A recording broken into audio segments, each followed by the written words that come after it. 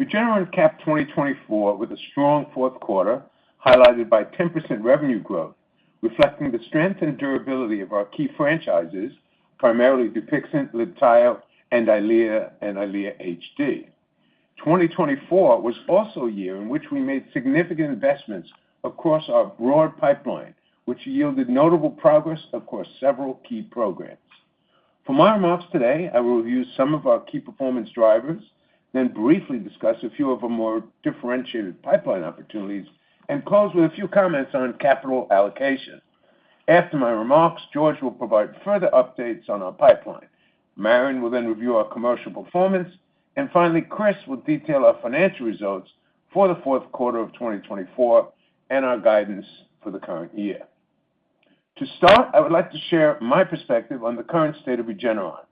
From the beginning, our focus has been on science and innovation, developing cutting-edge technology platforms that repeatedly yield scientific breakthroughs. These efforts have led to 13 products that have been approved or authorized worldwide, several of which are driving revenue growth and hold significant future potential.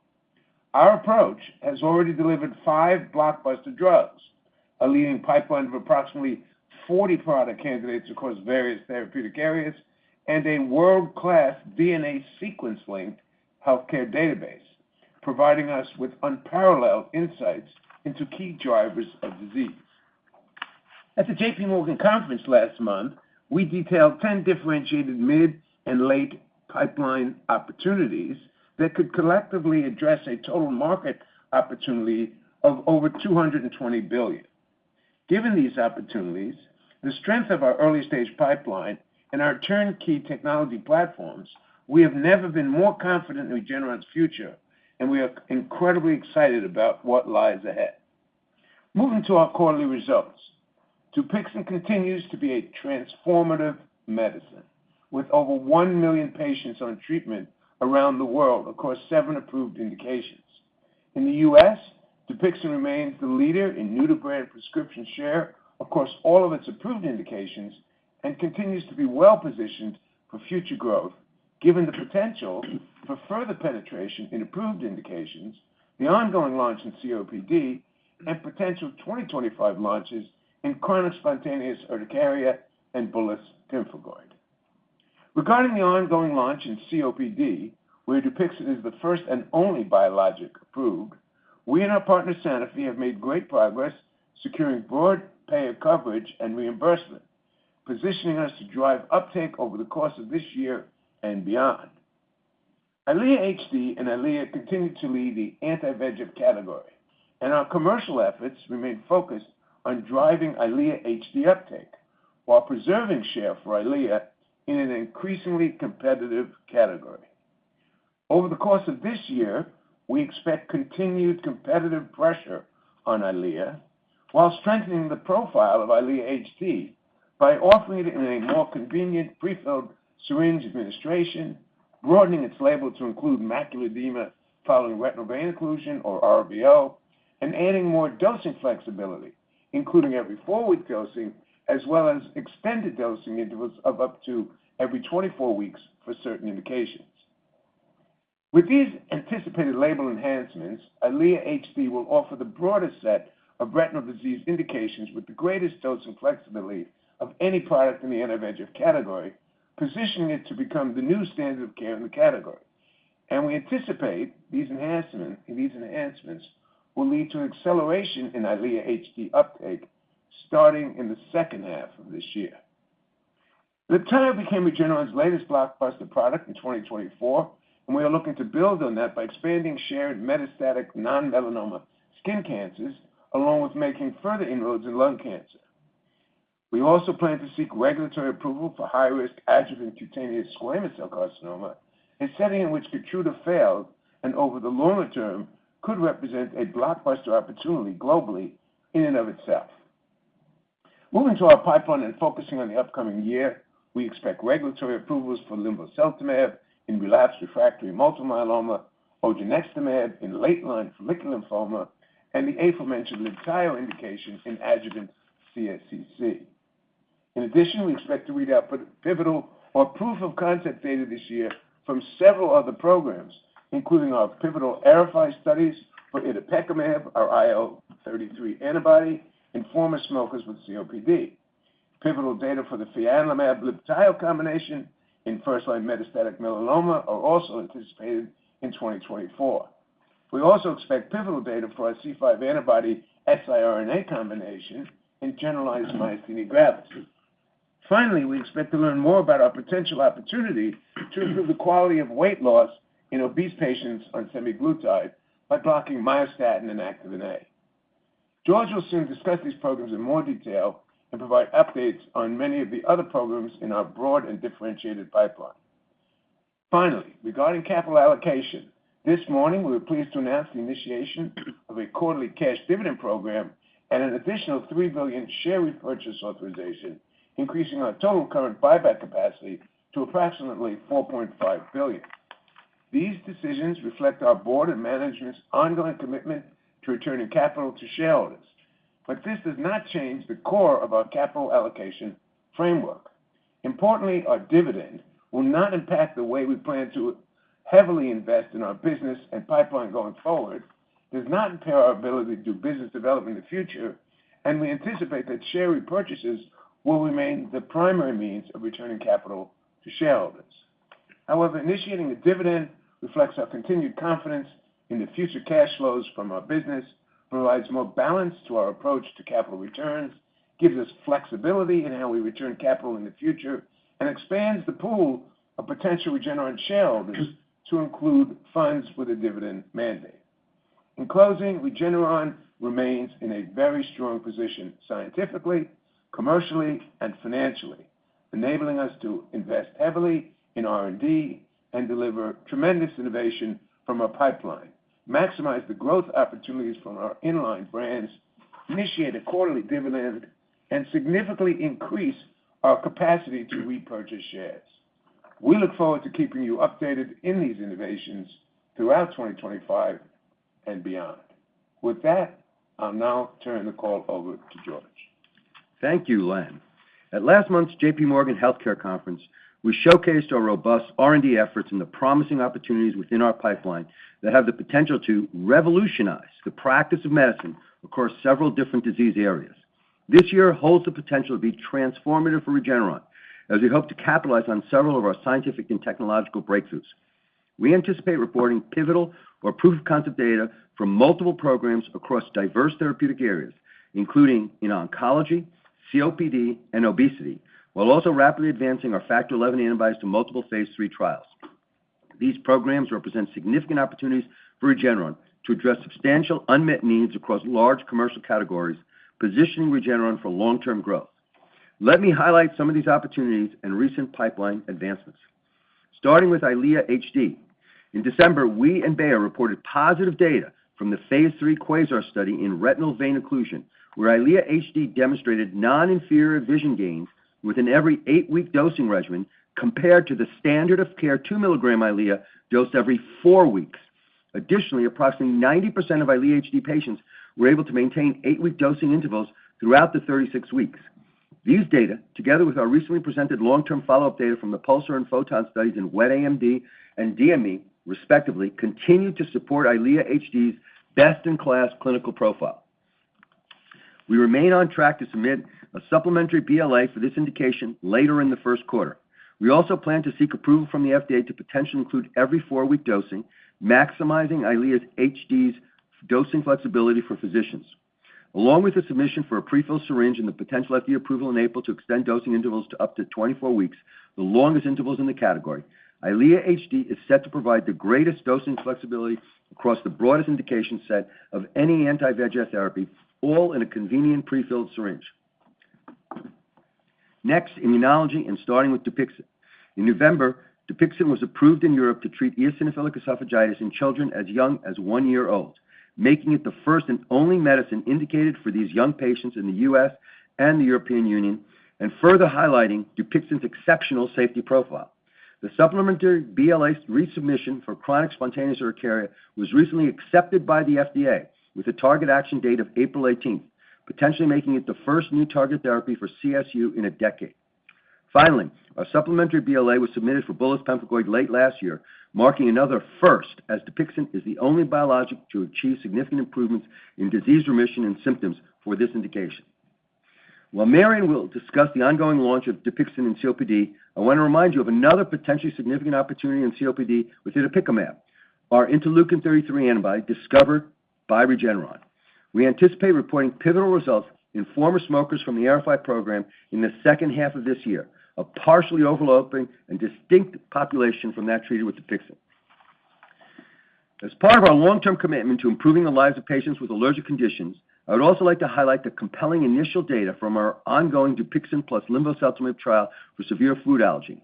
These two agents have the potential to eliminate immunoglobulin E, or IgE, the key driver of allergic reactions, and prevent IgE from returning, thereby reversing severe allergies.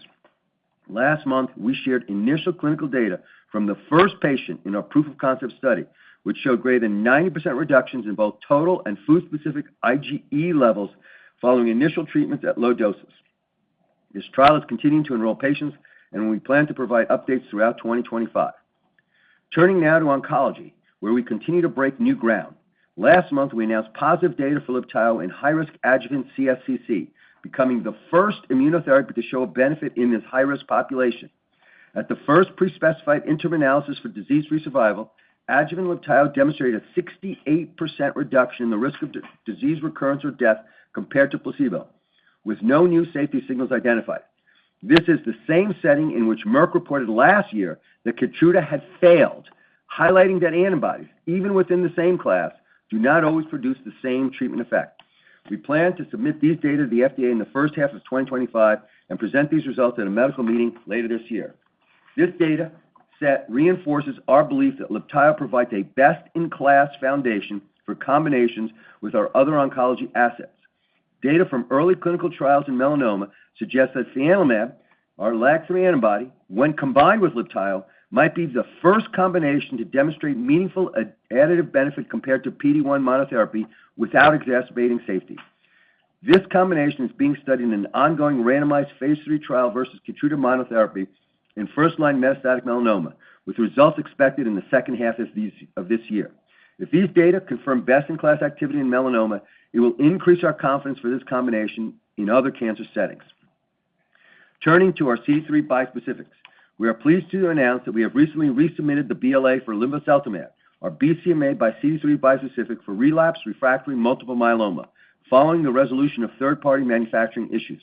Linvoseltamab has the potential to be the best-in-class BCMA by CD3 bispecific due to its differentiated clinical profile, dosing, and administration, with nearly double the reported complete response rates at similar duration of follow-up. Given the strength of the data in late lines of therapy, including the observed level of efficacy and favorable safety profile of linvoseltamab, we are pursuing a differentiated approach in earlier lines of therapy, emphasizing monotherapy and novel limited combination approaches. For odronextamab, our CD20 by CD3 bispecific, we are pleased to announce that we have resubmitted the BLA for relapsed refractory follicular lymphoma, where odronextamab has also demonstrated potentially best-in-class efficacy, and we expect an FDA decision in the second half of 2025. In December, at the American Society of Hematology meeting, we presented initial results from the safety lead-in portion of the confirmatory phase 3 Olympia trial. Odronextamab monotherapy delivered complete responses in all 12 patients evaluable for efficacy with previously untreated follicular lymphoma. As a reminder, the standard of care regimen in this setting, rituximab plus chemotherapy, has historically achieved complete responses in approximately 67% of patients. Based on this impressive monotherapy efficacy for odronextamab in both late-line and first-line patients, we are once again exploring a differentiated program in early lines of therapy, highlighted by our head-to-head evaluation of odronextamab monotherapy compared to rituximab plus chemotherapy in our phase 3 Olympia 1 trial, which has already achieved over 40% enrollment. Our CD28 co-stimulatory bispecifics for solid tumors are also progressing. We're working to mitigate safety concerns related to their combination with PD-1 blockade while prioritizing combination with CD3 bispecifics. The science suggests that this approach may enhance efficacy with fewer immune-mediated adverse events. We will provide updates on these innovative combinations later this year. Moving now to a rapidly advancing Factor XI program. We're employing a two-pronged approach to anticoagulation that offers a potential for improved blood clot prevention and lower bleeding risk. Supported by genetic data from the Regeneron Genetics Center, our approach has delivered two antibodies with unique profiles to meet different market needs. Regeneron 708, which targets the catalytic domain of Factor XI, may provide improved efficacy compared to standard of care options, offering patients who need significant anticoagulation activity a potentially more effective option. On the other hand, Regen 9933, which targets the A2 domain, is expected to carry a lower risk of bleeding, potentially making it a viable option for patients with the highest bleeding risk who would otherwise not be candidates for currently available anticoagulants. Late this year, we reported positive proof-of-concept data for the prevention of venous thromboembolism following total knee replacement, with both antibodies demonstrating robust antithrombotic effects. Regeneron 7508 was superior to enoxaparin and non-inferior to apixaban, while Regen 9933 was numerically better than enoxaparin. These data support the advancement of both antibodies into broad pivotal programs across multiple indications and patient types, with initial phase 3 studies expected to begin enrolling this year. Moving briefly to obesity, where we are progressing early clinical programs and an expansive pipeline of preclinical assets. Our muscle-sparing phase 2 COURAGE study is investigating the addition of trevogrumab to semaglutide with and without garetosmab to improve the quality of weight loss and evaluate the maintenance of weight loss after discontinuing semaglutide. This trial is fully enrolled with data expected in the second half of the year. Moving to our Regeneron genetics medicine pipeline, starting with our differentiated siRNA plus antibody approach, we have the potential to address multiple complement-mediated diseases. In December, at the ASH annual meeting, we presented compelling updated results from an exploratory cohort in our phase 3 program for paroxysmal nocturnal hemoglobinuria. Our combination achieved greater disease control compared to the standard current of care, ravulizumab, and only our combination lowered mean LDH levels to the normal range. When ravulizumab patients were switched to our combination, their mean LDH levels, which remained higher than normal, also became normalized. We are also evaluating this combination in generalized myasthenia gravis, with pivotal results expected in the second half of this year. In addition, we recently initiated our phase 3 program exploring this combination in geographic atrophy in dry age-related macular degeneration, where we believe our systemic approach has several advantages over currently approved intravitreal agents. For DB-OTO, our otoferlin gene therapy program for genetic hearing loss, we announced data last month from the ongoing clinical program. DB-OTO is an AAV-based dual-vector gene therapy delivered to the inner ear to enable hearing in children suffering from profound genetic hearing deficit. We reported that 10 out of 11 treated children with at least one post-treatment assessment showed a notable increase in hearing, with some reaching the normal range. We look forward to continuing to share additional data later this year. Regarding our collaboration with Alnylam, we are advancing several new siRNA CNS programs, including synuclein for Parkinson's and tau for Alzheimer's and other neurodegenerative diseases, with trials initiating later this year. And finally, I would like to highlight two recent advances that extend our leadership position in the field of structured big data that will be necessary to allow computational approaches to revolutionize the healthcare industry. Over the past decade, we have become the leader in high-throughput human DNA sequencing, enabling us to create the world's largest DNA sequence-linked healthcare database, encompassing nearly 3 million individuals, all with DNA sequence linked to de-identified healthcare records. We are now emerging also as the leaders in high-throughput proteomics, as reflected by the selection of the Regeneron Genetics Center to generate the proteomics data for the UK Biobank Pharma Proteomics Project, building on our previous selection to provide the sequence data for the UK Biobank. Importantly, our new strategic collaboration with Truveta is expected to dramatically expand our database to include up to an additional 10 million individuals from Truveta's network of leading U.S. health systems, with the opportunity to generate both DNA sequence and proteomics information. While our leadership position in this big data space has already proven invaluable for our drug discovery and development efforts, we believe it can ultimately help us contribute to revolutionizing the field of healthcare analytics and management. In summary, I have never been more excited about the future of Regeneron and our potential to transform the practice of medicine and revolutionize the healthcare industry. Our pipeline is more innovative and exciting than ever, and we anticipate several pivotal or proof-of-concept data readouts throughout 2025, positioning Regeneron for long-term success. Let me now turn the call over to Marion. Thank you, George. Regeneron's fourth quarter performance demonstrates our ongoing leadership across therapeutic categories. Our commercial team is well positioned to optimize our 2025 growth opportunities, driven by new indications, new product enhancements, and new product approvals. Turning to fourth quarter results, starting with EYLEA HD and EYLEA. In January, we announced combined fourth quarter U.S. net sales of $1.5 billion for EYLEA HD and EYLEA, capturing over 46% of the total anti-VEGF category. For the full year, net product sales grew by 1.4% to approximately $6 billion, despite increasing competition in the category. EYLEA HD net sales were $305 million in the fourth quarter and $1.2 billion for the full year, representing 20% of the combined net sales for EYLEA HD and EYLEA. Fourth quarter net sales for EYLEA HD were affected by elevated wholesaler inventory levels at the end of Q3, which were absorbed over the course of the fourth quarter. In 2025, our team is laser-focused on growing EYLEA HD adoption. Physicians tell us that EYLEA HD has the potential to be the new standard of care for retinal diseases, and several catalysts occurring this year will put us in a position to grow our competitive share. The team is ready to launch the prefilled syringe and our 2-year label updates, both of which are anticipated to occur in the second quarter.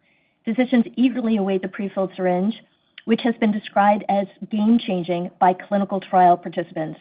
Further, our 2-year long-term follow-up data from the PULSAR and PHOTON studies in wet AMD and DME, respectively, clearly illustrate EYLEA HD's ability to extend dosing beyond any other competitor in the anti-VEGF category. 2 other potential FDA approvals are also expected later this year, the RVO indication and additional dosing flexibility. In RVO clinical trials, EYLEA HD dosing could be extended to every 12 weeks following loading doses, making it the only medicine with durability beyond 4 weeks, and also the only medicine to show a numeric improvement in vision for RVO patients compared to EYLEA dosed every 4 weeks. In terms of additional dosing flexibility across all of our approved indications, we look forward to the potential FDA approval of every 4-week dosing for the subset of patients who need it, which would mean EYLEA HD has the most flexible dosing schedule of any anti-VEGF medicine. Fourth quarter EYLEA net sales were $1.2 billion, primarily driven by persistent physician demand in spite of a recent aflibercept 2 mg biosimilar launch. Wholesale inventory levels were elevated at the end of the fourth quarter, and we expect EYLEA net sales will be negatively impacted in the first quarter of 2025 as this increase in inventory is absorbed. We also expect ongoing market dynamics will put downward pressure on EYLEA business. We continue supporting existing and new patients who benefit from EYLEA while prioritizing uptake of EYLEA HD, which has the clinical profile to potentially become the new standard of care in the anti-VEGF category. Turning now to LIBTAYO, which achieved blockbuster status in 2024 with global net sales of $1.2 billion. In the fourth quarter, global net sales grew by 50% year-over-year to $367 million, with U.S. net sales reaching $251 million.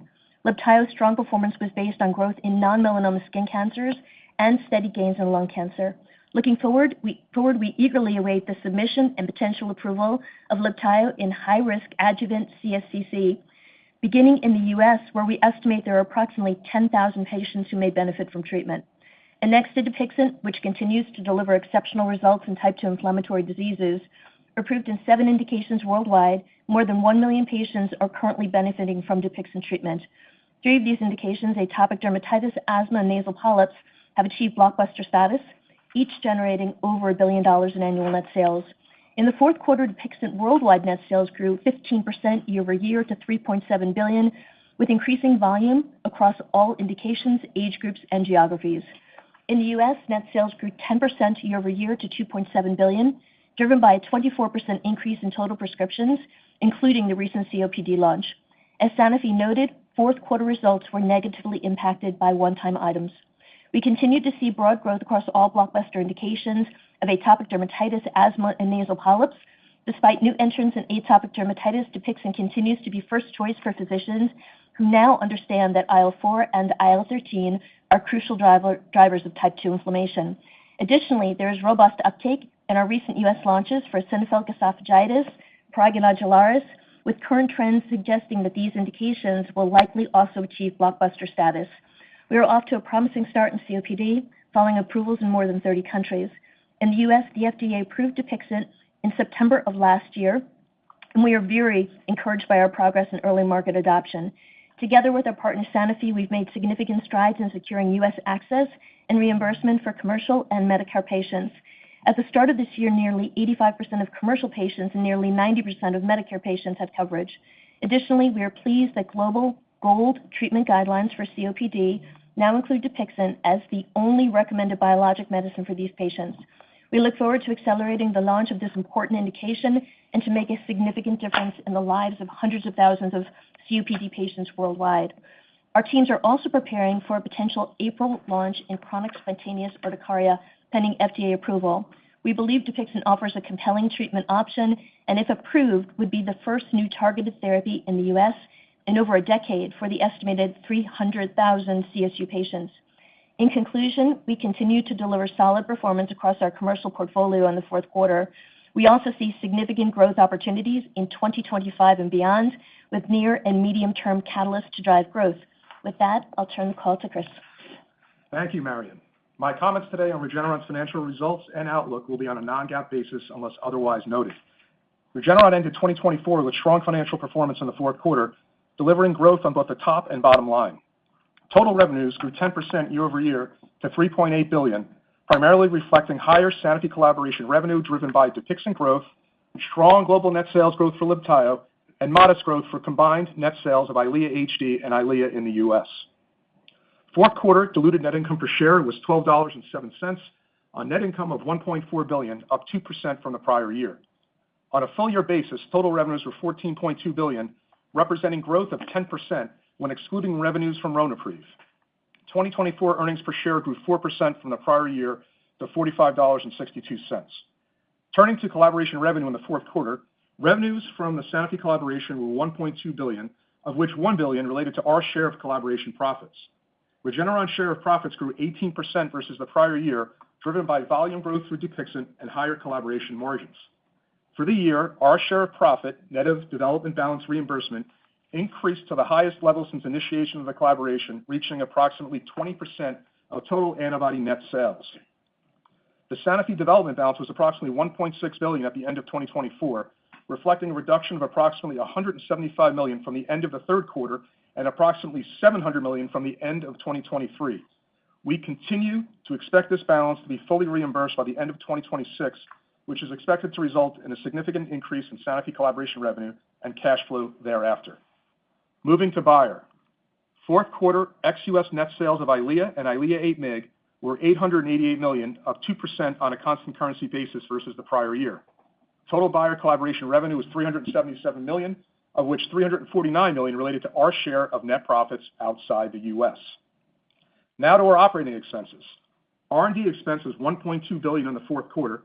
The increase in R&D expense versus the prior year was driven by cost to support advancement of Regeneron's broad clinical pipeline, including our C5 and Factor XI programs in hematology, certain oncology programs, itepekimab in COPD, and our ongoing program in obesity. Fourth quarter SG&A was $681 million, with growth from the prior year primarily reflecting investments to support the launch of Eylea HD and our international expansion. Fourth quarter 2024 gross margin on net product sales was 86%, up slightly from the prior year quarter. Now to cash flow and the balance sheet. Regeneron generated approximately $3.7 billion in free cash flow in 2024 and ended the year with cash and marketable securities less debt of approximately $15.2 billion. In 2024, we deployed $2.6 billion towards share repurchases, including a meaningful step up in the fourth quarter, during which we repurchased nearly $1 billion of our shares. Consistent with our capital allocation framework, we are investing heavily in our R&D capabilities to drive long-term growth, exploring business development opportunities, and returning capital to shareholders. This morning, we announced an additional share repurchase authorization of $3 billion, increasing our capacity for repurchases to approximately $4.5 billion as of today. In addition, we are enhancing our approach to returning capital to shareholders. As announced this morning, our board of directors has authorized the initiation of a quarterly dividend, with the first dividend payable on March 20th to shareholders of record as of February 20th. The dividend will be 88 cents per share, equivalent to $3.52 per share on an annual basis. We are confident in the long-term growth of our business, our innovative R&D engine, our differentiated pipeline, and the durability of our cash flows, all of which support the initiation of our first quarterly dividend and the announcement of an additional share repurchase authorization. I'll conclude with a review of our 2025 financial guidance. We expect 2025 R&D spend to be in the range of $5 to $5.2 billion. The increase versus 2024 is driven by costs to support our expanding late-stage pipeline, including phase 3 programs for our Factor XI antibodies and HemOnc bispecifics, as well as programs in obesity and genetic medicines, and the advancement of multiple new assets into the clinic. We expect 2025 SG&A to be in the range of $2.55 to $2.7 billion, representing 3% growth at the midpoint of this range versus 2024, driven by investments to support multiple potential oncology launches. We expect our gross margin on net product sales to be in the range of 87% to 88%. This guidance reflects a changing product mix, as well as ongoing startup costs for our new fill-finish facility and investments to drive future efficiencies across our manufacturing network. We expect cost of collaboration manufacturing to be in the range of $1 to $1.15 billion in 2025, primarily driven by higher Dupixent volumes. Recall that we are reimbursed for these costs as revenue, making them generally neutral to net income. We expect 2025 capital expenditures to be in the range of $850 to $975 million, primarily related to ongoing expansion of the R&D facilities at our Tarrytown headquarters and investments to increase bulk manufacturing capacity in the U.S. and Ireland to support our expanding pipeline.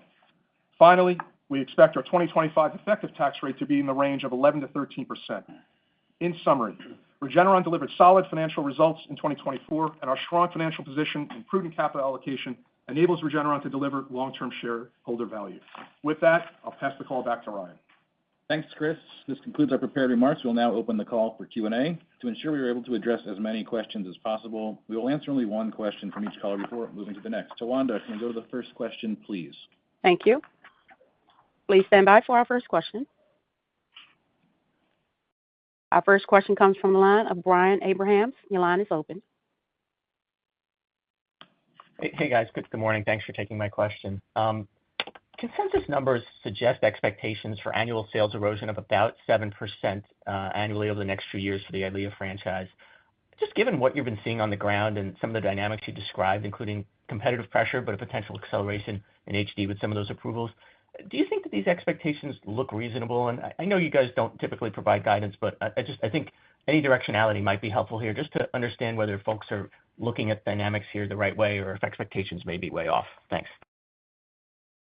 So as you pointed out, we don't give guidance. I wanted to give you a summary today of how we see the market, and certainly as it relates to EYLEA HD and the strengthening of the profile that we hope with additional FDA approvals this year related to delivery system with the prefilled syringe, indication with RVO, dosing flexibility, and then also the clinical data that further cements EYLEA HD as the product with the greatest durability.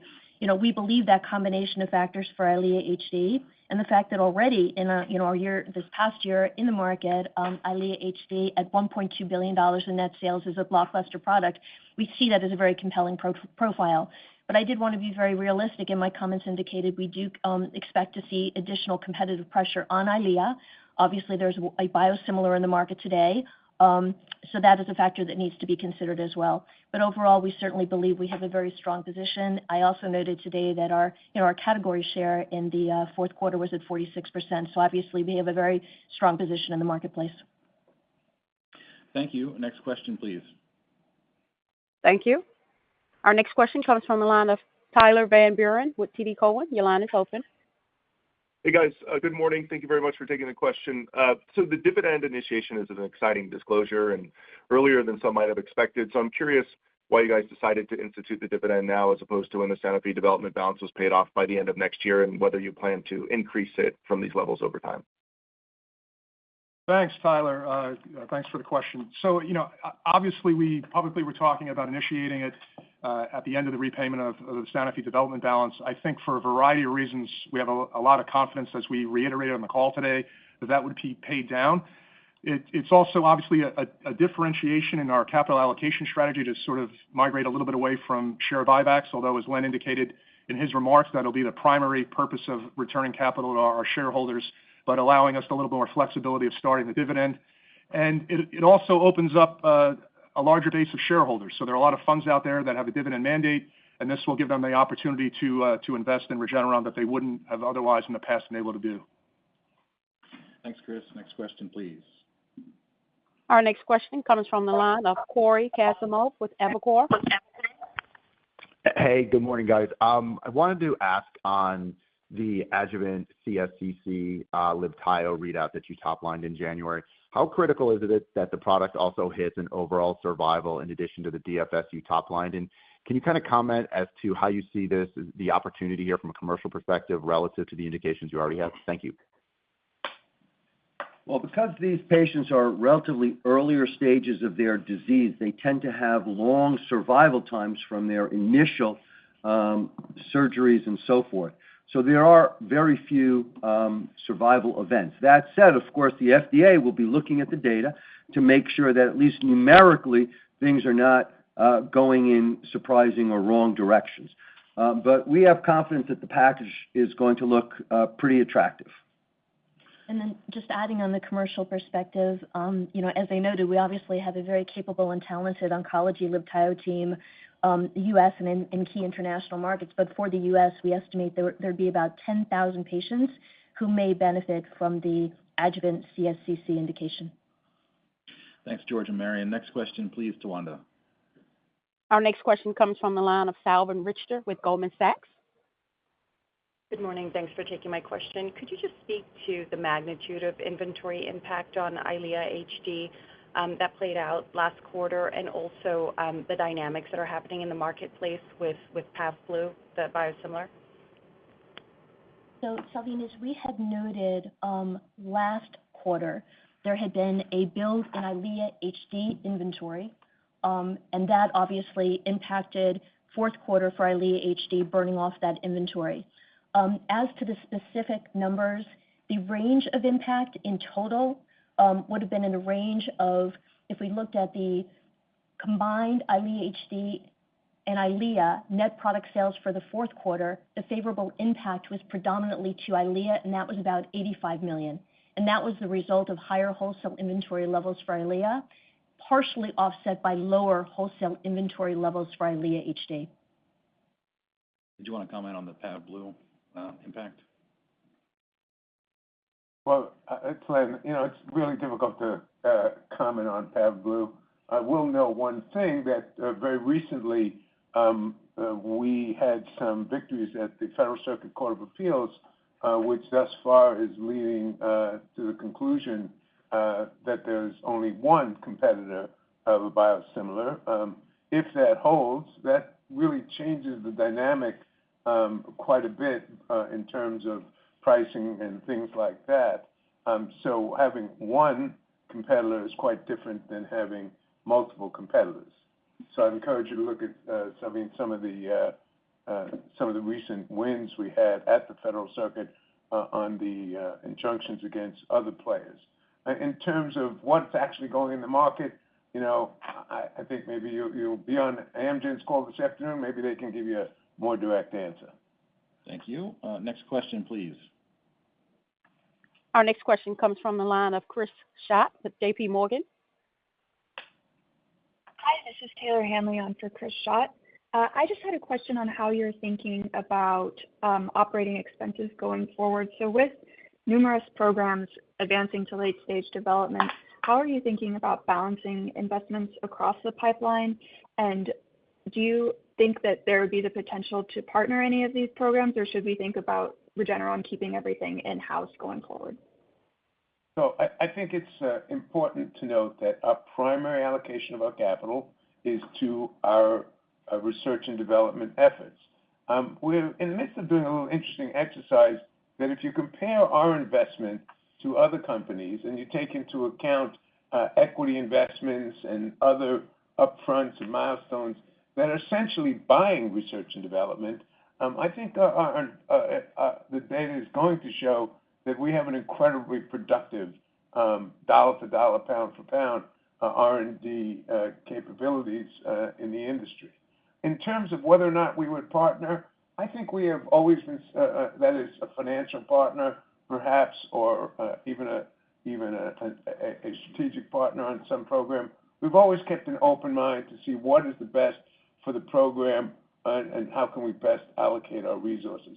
So we don't manage the business in any fixed allocation way. We don't say we're going to spend X percent We look at what's worth spending our money on. We look at what the potential ways to fund our programs are, and we try and make decisions that way rather than having some allocation quotas or the like. That flexibility, I think, has served us well, and it will continue to serve us well, given that we have more than 40 programs in the clinic and many, many more heading towards the clinic. Okay, thank you. Next question, please, Tawanda. Our next question comes from the line of Christopher Raymond with Piper Sandler. Hey, this is Sam on for Chris. Thanks for taking our question. On EYLEA, we noticed you had a modest price increase, which is the first time we've seen that for EYLEA. Meanwhile, we've seen Roche have more regular price increases for Vabysmo since they launched. Any comments on your pricing strategy for EYLEA going forward? Is the goal to stabilize average sale price over time? Thank you. No comment. Okay, I was going to say no comment. I'll add, you mentioned a price increase for EYLEA. There was also a modest price increase for EYLEA HD. Okay. Next question, please. Our next question comes from the line of Mohit Bansal with Wells Fargo. Hey, thank you very much for taking my question. Maybe Marion, just wanted to get a little bit more color on how you are thinking about the cadence of EYLEA HD for the year, because it seems like you're saying that you expect incremental conversion when prefilled syringe and label expansion comes in. Could you help us understand? I mean, is it going to be more incremental, or do you think there's an inflection, especially due to prefilled syringe, given the market acceptability of that formulation? Thank you. Yeah. Mohit, I don't have additional comment at this time. I wanted to give the overall balance that we see, obviously, opportunity for EYLEA HD to continue to grow. As you know, the market is probably about 10% naive patients, 90% switch patients going over to EYLEA HD, and among those patients that are switching, the source of business is often coming from EYLEA, second faricimab, and third Avastin. As to the overall market dynamics, I don't have additional comments. Yeah, I mean, and I would encourage you, obviously, to look beyond the hyper-focus on EYLEA. We have Dupixent launching away in COPD. We have pivotal data coming up with itepekimab in COPD. We have first-line melanoma, metastatic melanoma data coming up second part of this year. We've got data in myasthenia gravis coming up. We're starting a trial in geographic atrophy, and I could go on and on and on. And I would encourage you to work through those because our strategy is not to be solely dependent on any one thing, yet still optimize every single thing. So we will do everything we can to optimize each of our programs, HD and so forth, but we don't want to become dependent on any one thing, which is why we're so excited about the pipeline. So I would say it's the pipeline. Next question. Our next question comes from the line of Tim Anderson with Bank of America. Hi, this is Alice Nettleton on for Tim Anderson. Thanks for taking our question. Sorry, another one on EYLEA. Why don't we come back to that question at the end so we can get some non-EYLEA questions in? We'll put you at the end of the queue and we'll come back to you. Next question, please. Sure. One moment. Our next question comes from the line of Akash Tewari with Jefferies. Hi, I'm not going to ask an EYLEA question. George, I'd love your take on Factor XI. We've seen both asundexian and some of the private MAB players show issues in preventing ischemic stroke events, with the MAB also showing an inverse dose response on bleed prevention. That said, Regeneron is the only company that's shown an incremental benefit in a total knee replacement study versus Eliquis. So can you talk about your confidence on 5708 and some of the recent data sets in the space? Yeah, our strategy from the beginning was take advantage of our understanding from the genetics to design and select two antibodies that have very complementary but different profiles, can address different patients and allow physicians and patients to choose the best antibody for their needs.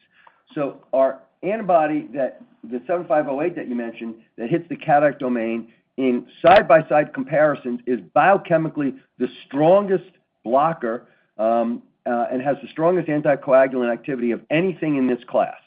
And that would be designed for the patients who need the most anticoagulant control. And as you said, it performed very impressively in the initial proof of concept studies with regard to that functionality.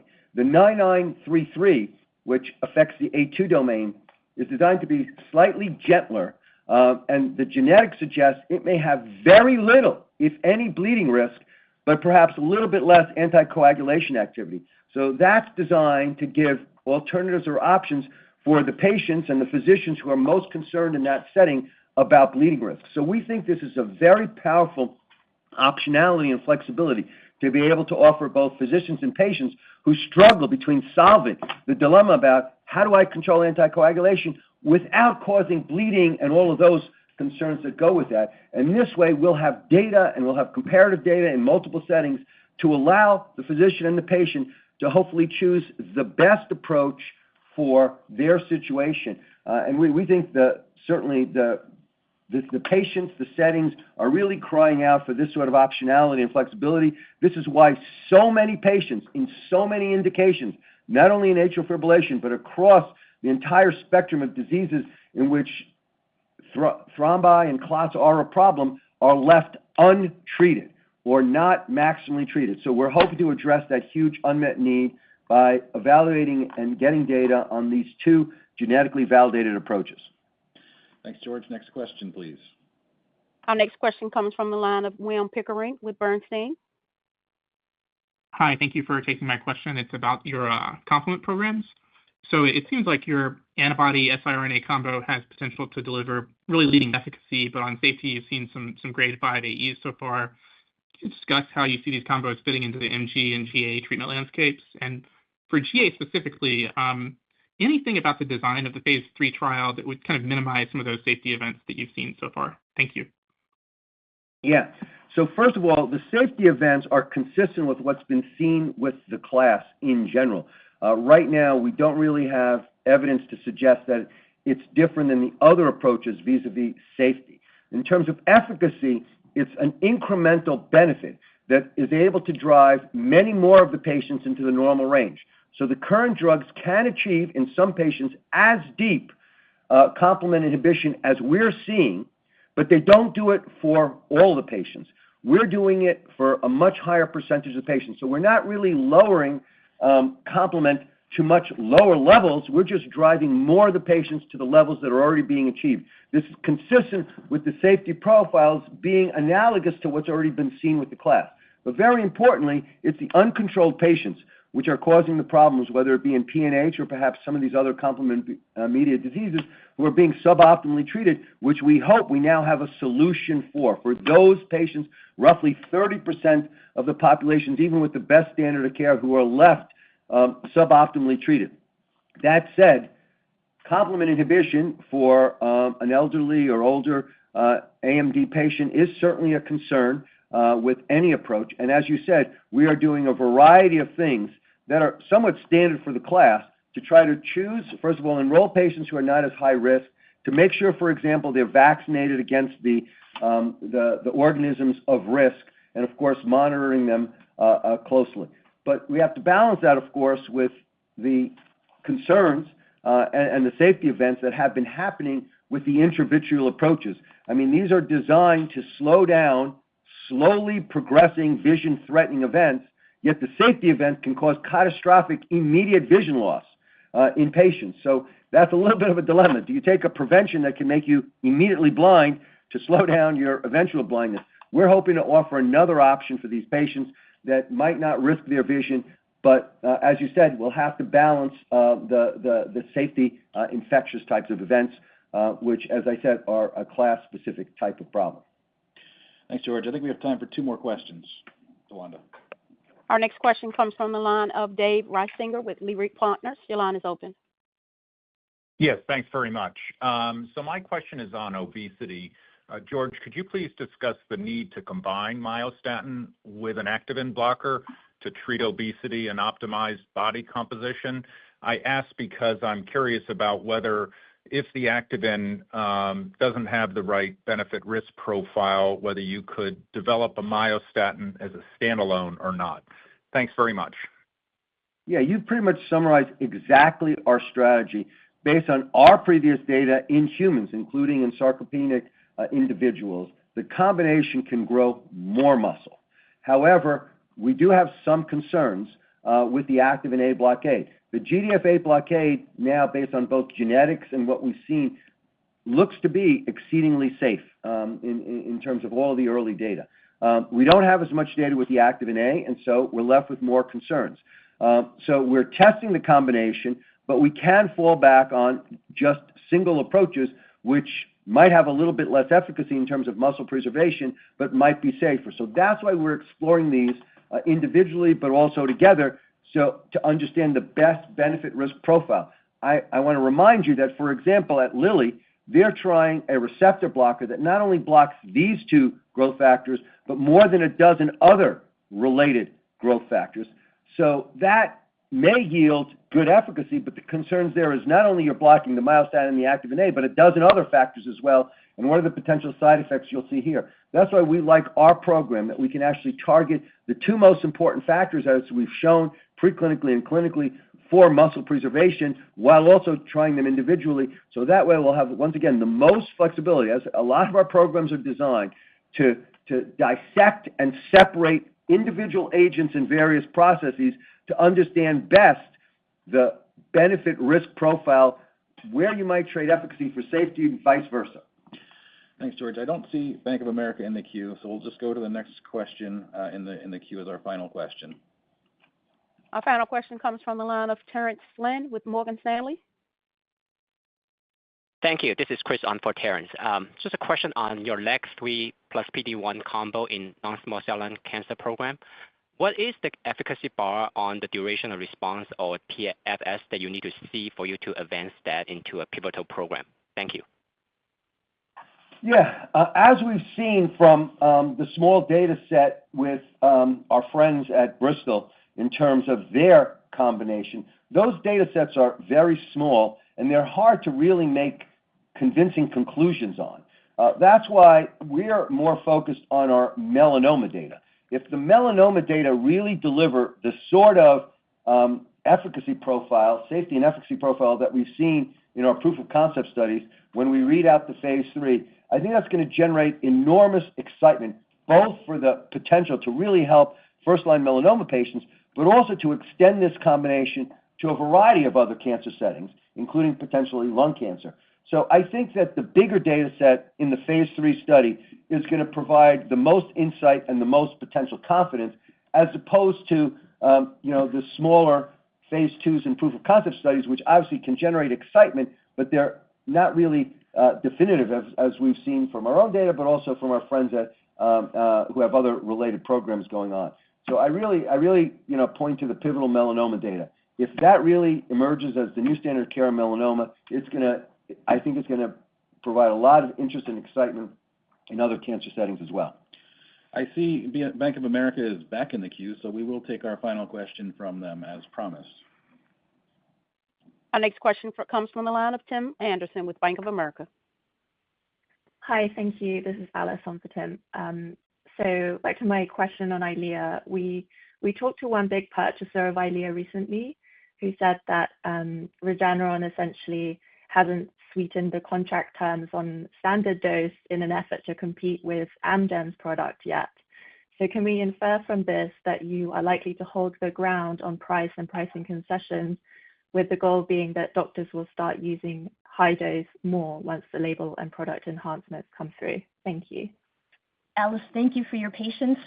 We don't comment on pricing strategy, but I certainly will compliment our very talented market access and pricing team, but no comment. With that, we will conclude the call. Thank you, and thanks to everyone who dialed in for today's call. We apologize to those remaining in the Q&A queue. We did not have enough time to hear from you, but we're always happy to follow up. We're available to answer any remaining questions you may have. Thank you once again. Have a great day.